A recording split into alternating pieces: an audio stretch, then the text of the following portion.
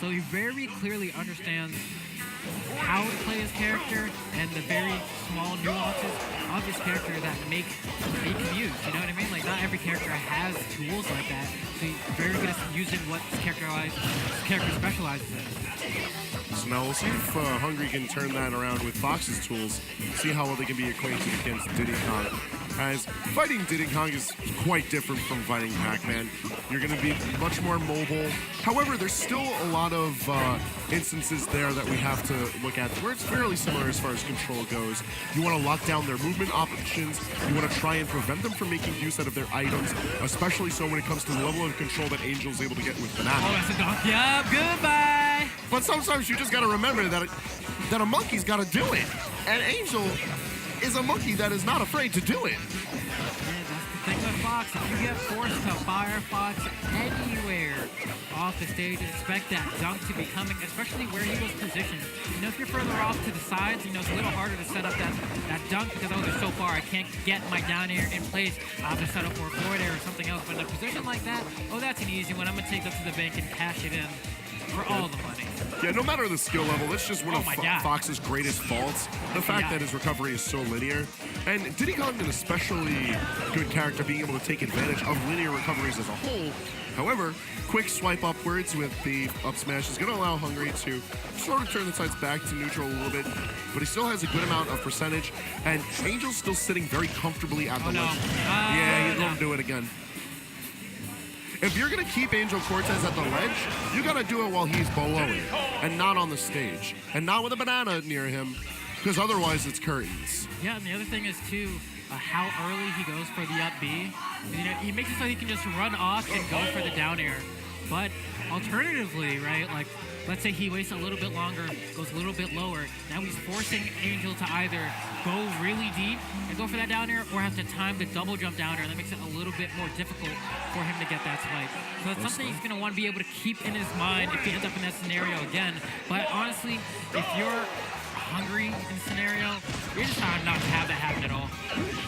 He's going to be opting for his Sheik in Game 2, and his Sheik is still very well practiced. I think it's a good option against Diddy Kong, especially if Arhungry brings it back to being a bit more of a patient style of play, utilize needles so that he can try and keep Angel at bay or at least stave some of his approaches.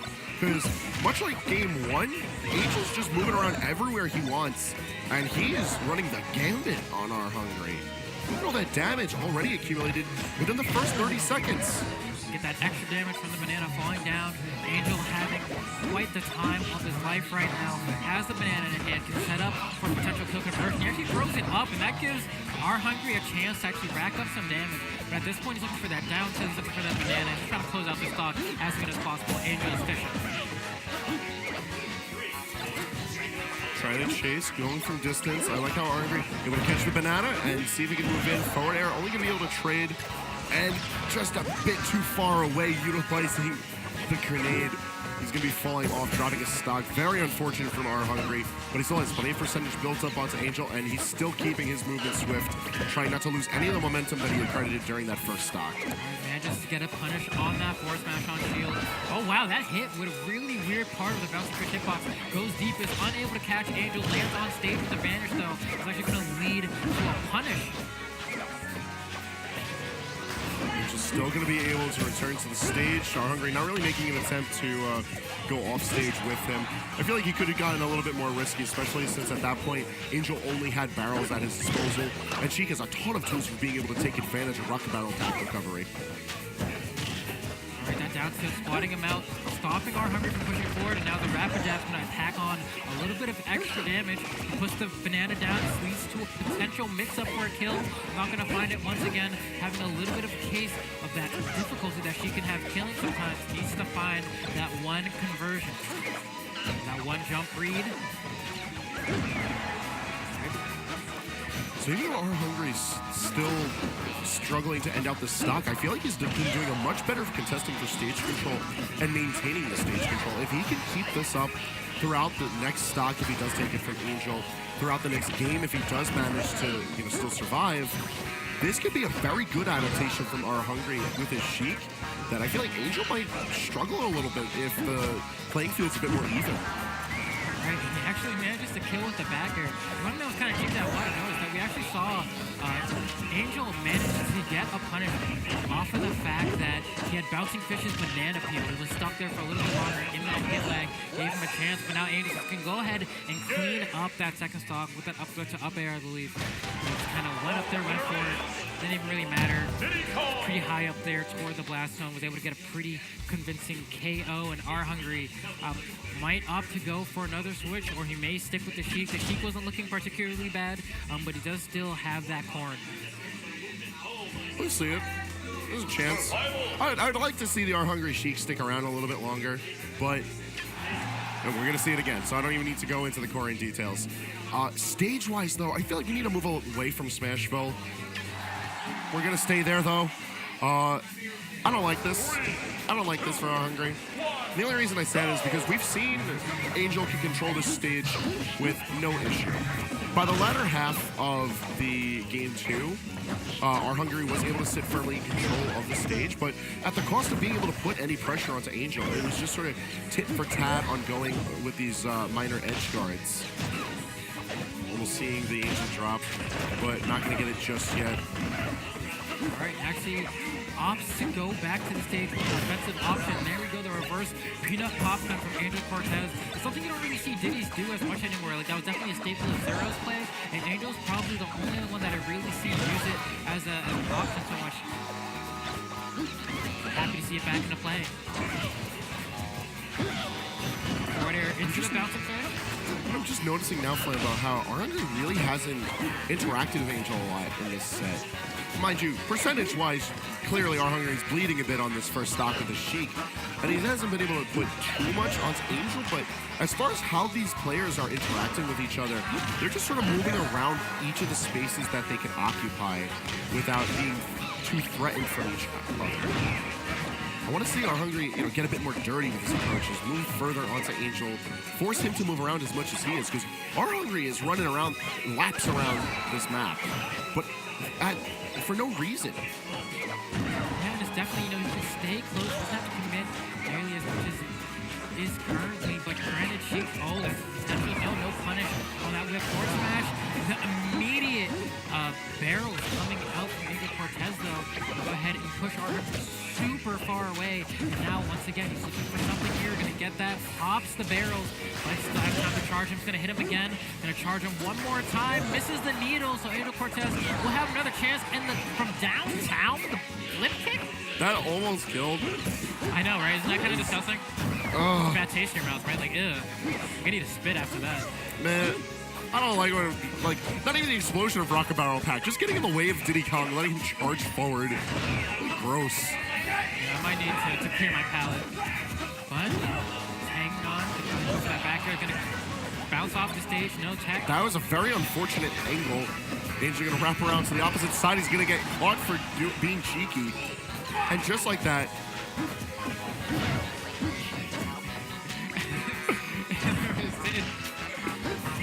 Alright, there we go. Get that grab with the monkey flip. And go ahead and hit him with that kick. Alright, now, wow, actually managed to beat him out with that forward air. Go ahead and try to get back on the stage right now. Throws the banana peel at him. Gonna get that forward throw into the bouncing fish. We're actually seeing Arhungry actually get a little bit of mileage here, but can he carry it all the way and get a game on the board, or will this be it for him? We do not know. Now, Flemmo, this is exactly what I was talking about just a few moments ago, where I was wanting Arhungry to be a bit more aggressive so that he could challenge Angel more. And look at this, now we are seeing a lot more of an even-handed fight between the two of these players. Angel, he's getting a bit hungry for the kill, so he keeps on looking for these opportunities over on the ledge. But with the damage popping itself up so heavily, all of a sudden, it's looking a lot more even for Arhungry, especially after he manages to take game 3, narrowly avoiding blowout. Love that, the use of the bouncing fish there for an edge guard that he understood was his win condition as well, because he was able to force Angel Cortes into a scenario where he had to use the barrels pretty far off near the blast zone to recover. Kept hitting him, I have to up B again. Oh crap, I have to up B again. And he has to charge it for an X amount of time to get a certain distance. So he says, all right, I can go for this bouncing fish, and there's no risk for me. I know this is guaranteed as long as I line it up just right. Lines it up on that X-axis, lets it rip, and he's able to close out that game 3. And Game 4 is going to be bringing us to Final Destination. And I'm not going to lie, this is a bit of a questionable pick from Angel. I understand why he would go here, being as a lot of his play and a lot of the kills that he's gotten in these past few games has been from ledge play. And there's no better stage to force ledge interactions than Final Destination. However, I feel like as far as the notion of stage control goes, it's now consistently been falling into Arhungry's favor since Game 2, and it was one of those factors that really led Arhungry to being able to take Game 3. This stage is going to be all about who can hold center stage, force the interactions at the ledge, and then more importantly, who's going to end out those kills, because we've seen plenty of interactions where Angel could have gotten these stocks from Arhungry and ended this game already. But then Arhungry reverses the situation, and then because Angel stays fluid in his movement, Arhungry struggles to, catch up to him and kill him with Sheik. Very interesting give and take in this set. Pick your positioning, your poison, if you will, while that reversal back air from Angel can actually set him up for a ledge trap. He tries to get the clap, not going to find that a ledge jump is going to do it, but he does a banana. It's a forward tilt, putting the fist out, but a perfect reversal coming out from Arhungry, smacking him across the stage. But he couldn't go for the up. Yep. Takes him to the sky. Didn't know if he can go for the forward throw or the up throw. Didn't quite have the DI he wanted. And just like that, Angel Cortes was able to bring it back. So much for any reversals that ended out in a dead even so quickly. But look how each of those plays went so wrong for one player so quickly. It all had to do with the banana, too. Oh. Cannot trust that item. Just throws out the banana peel, uses it to combo, and now we're seeing Angel trying to get something started. But as you've been saying before, it's been a lot of a give and take. Oh my goodness, this trade, another trade. How? Oh wait, this could be it for Angel. What is he doing? Make it back. Arhungry. Arhungry. This man is glowing right now. As we're gonna get right into a Game 5. I'm saying, man, you know he's light skinned, but his melan's still popping. How did this? He got the hit of down air for Sheik. Then that got interrupted. Yeah, like what a crazy trade, right? It just plummeted out of control so quickly. And it's just at the blink of an eye.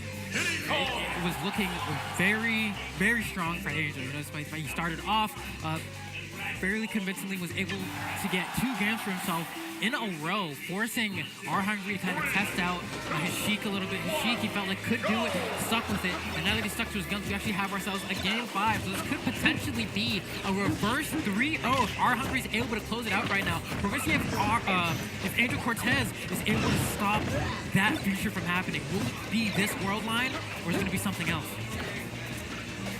It's going to be tough to say because the run out to Final Destination, I was building this up as that he controls the stage, controls this match. And then what we saw in front of us was, like, the finest spaghetti you can afford in this side of the city. Because both of these players were trading wildly with each other, and even the way the stocks were accredited was in such a haphazard manner that there was no clearly defined control of the stage or the ledge or really any aspect of the match. Both players were just able to figure out exactly when they could swing and how they could turn it into a stock.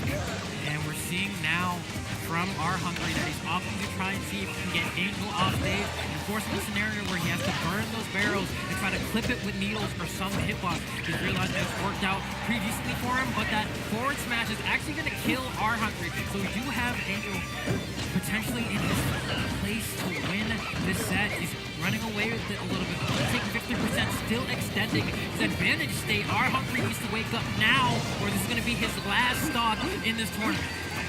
He's trying to space around Angel, but I feel like compared to the previous games in this set, Arhungry's being very passive about it. He's looking a little bit more afraid on how to trade or even just approach onto Angel. And because of that, Angel is able to take advantage of this. And we're finding ourselves with Angel in firm control of the ledge. It's exactly where Angel wants to be because he doesn't really have to force any approaches, but he can just continue to exert his pressure onto Arhungry without really fear of anything while Arhungry isn't looking to contest. Not able to get much off the banana either. And I feel like, I don't know, it might be too little too late for Angel at this point, but he's able to narrowly avoid these confirms from from Angel, and that could give him his second lease on life that he needs, especially with the up smash. And we saw him try to fish out the monkey flip earlier. He did a preemptive jump up air trying to read it, but we might be at a point where it's really difficult for Arhungry to bring it back. Angel can fish for down tilts pretty safely now, and he gets the back air, and that's gonna be it. Angel stops himself from being reverse 3-0'd on, but just narrowly almost saw himself in a precarious scenario where he was unable to bring it all the way back. Now, thankfully, he was able to do it. He was able to close it out after what seemed to be a long haul for him. But Angel Cortes will be moving on. Arhungry did put up a valiant fight in this invitational bracket, but even though he is out of the tournament, he can sit back, relax, enjoy the music, enjoy the atmosphere, and at the very least, even if you feel like you played bad, you know you look good.